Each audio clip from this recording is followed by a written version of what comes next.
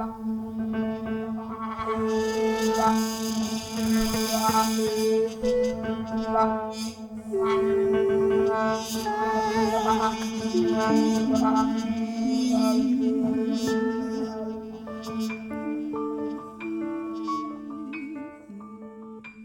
like to think about myself as a storyteller,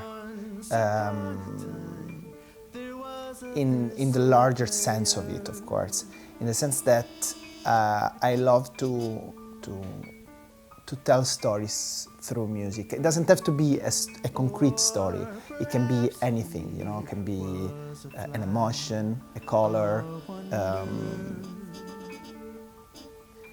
And what's nice about thinking in this way is that the inspiration comes from both sides. So if I write a music, it can inspire me to then think about the story, or vice versa. When I think about an emotion or something that I want to describe, it then inspires me musical gestures. So this is an ongoing, constant thread inspiration between those two elements. So yeah, I would say I like to look at music as a storyteller.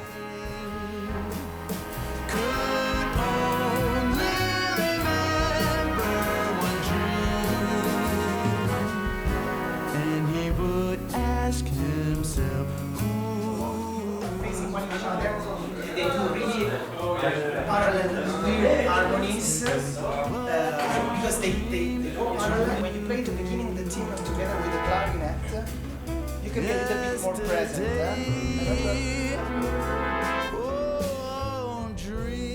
And the value of choice is it's something I've been dreaming since a long time.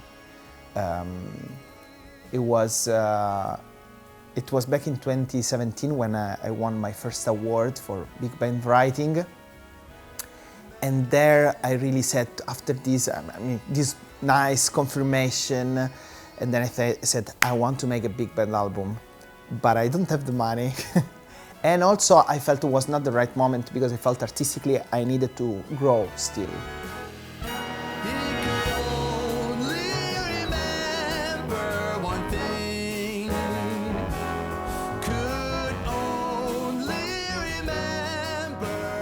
And then I started also to study with my heroes. And really, since then, I really, like, every now and then I took private lessons with, like John Hollenbeck, Ed Partica, and then I was studying also with my hero, mentor, Chris Defort. As I was saying, Chris has been very important for me. Exactly, something like that. That showed me the piece that the score of the piece. I double it with flute. I talk with him, he can do it.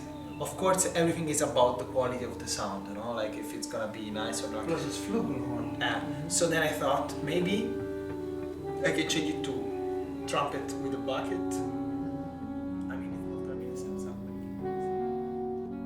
Like, he really changed my way of thinking about composing. Before I was a really fast composer, actually. As I mentioned before, I define myself as a slow composer. This speed in writing is still in myself. Ideas comes very naturally. I can be fast, but I learned from Chris how to slow down this process and to really make valuable every choice, the value of choices, I think this is the biggest learn I take with me, and it's about being conscious in every single choice you do while composing, because every note, every note, every gesture, or every choice over the musical development leads you to something. And if you put on the side, actually, the technical part that everyone has to know, that you can study in the books, what remains? It remains taste and the choices you do based on this taste and based on what you want to say. So for me, composing, it's really about choosing.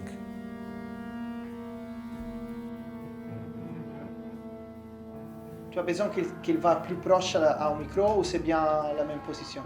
Ça va, ça comme ça.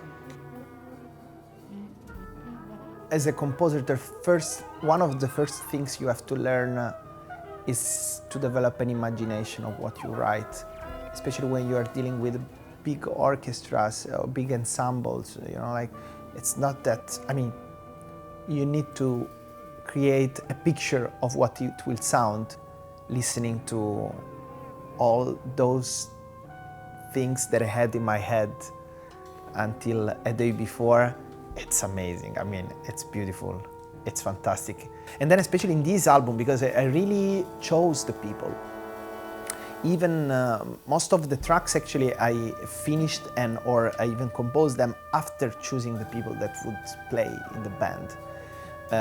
So I could really picture the sound of that specific musician in my arrangement. Even while I was dreaming about it, in the few years before, I was still always, what I'm gonna do? I'm gonna ask an existing big band that have their sound, that they are used to play together. You know, there are many positive things about choosing an existing big band, but then I will need to adapt on the way they sound, or should I really go for making my own jazz orchestra?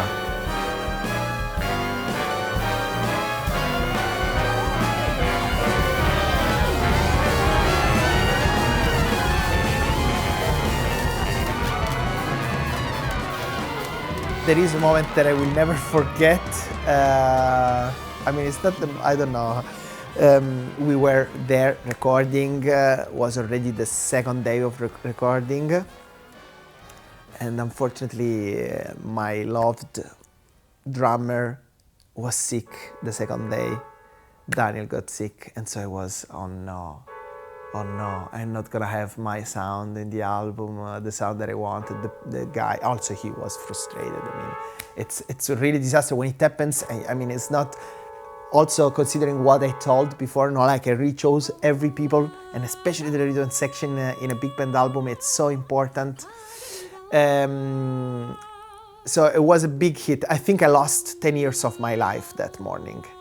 But then luckily, thanks to, I mean, everyone helped me so much that day. Like everyone started to call drummers, the best drummer that were in the scene, and I think I couldn't hope for a better sub. I mean, that finally is not a sub anymore because he recorded half of the album, so it's integrally part of the sound.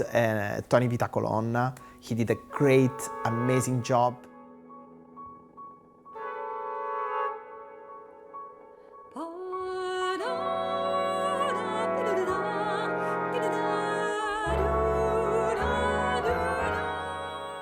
This music in the form of a big band, which is very rarely heard.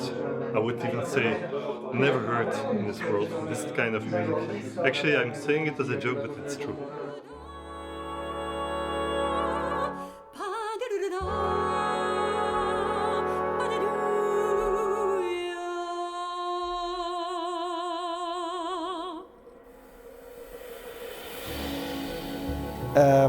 I think this album, it can really be listened more as colors and moods, you know?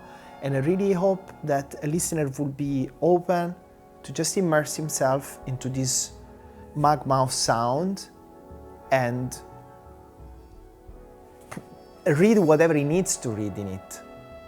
Even though I said I'm a storyteller, I like to tell stories, but I also believe that music has to be open, and everyone should be able to put whatever more it suits to himself or herself in that specific moment.